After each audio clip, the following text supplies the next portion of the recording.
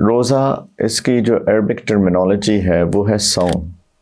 اس کا مطلب ہوتا ہے کسی چیز سے رک جانا، اور جو اس کے لیگل میننگ ہے، شرعی معنی ہے، اس کا مطلب ہوتا ہے کہ ایک خاص ٹائم پیریڈ کے اندر کھانے سے، پینے سے اور جنسی خواہشات کے پورا کرنے سے رک جانا. To stay away from eating, drinking and sexual gratification.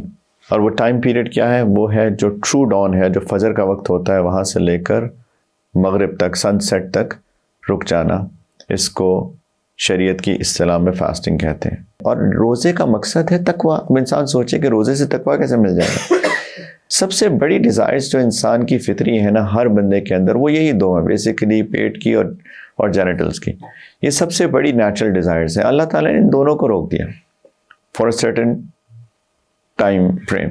اس کا مطلب ہوا کہ ایک ایکسرسائز ہو رہی ہے، ایک اسپرچل ایکسرسائز ہے کہ اس وقت میں تم نے حلال چیزیں بھی نہیں کرنی ہے.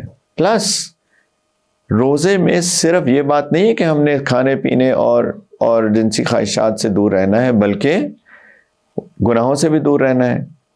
نبی کریم علیہ السلام نے ایک حدیث مبارکہ میں فرمایا کہ جو شخص روزہ رکھتا ہے لیکن گناہوں سے پرہیز نہیں کرتا، میں مفہوم بتا رہا ہوں، اللہ تعالیٰ کو کوئی پرواہ نہیں ہے کہ وہ بھوکا رہے اور رات کو تراویح پڑھنے کے لیے کھڑا ہو اور رات کو اپنی نیند برباد کرے. میں مفہوم بتا رہا ہوں، یعنی کہ وہ ٹک تو ہو جائے گا، ہاں جی روزہ رکھ لیا، ٹک ڈن، لیکن جو اس کی اجر ہے روزے کا وہ تو اس کو نہیں ملا.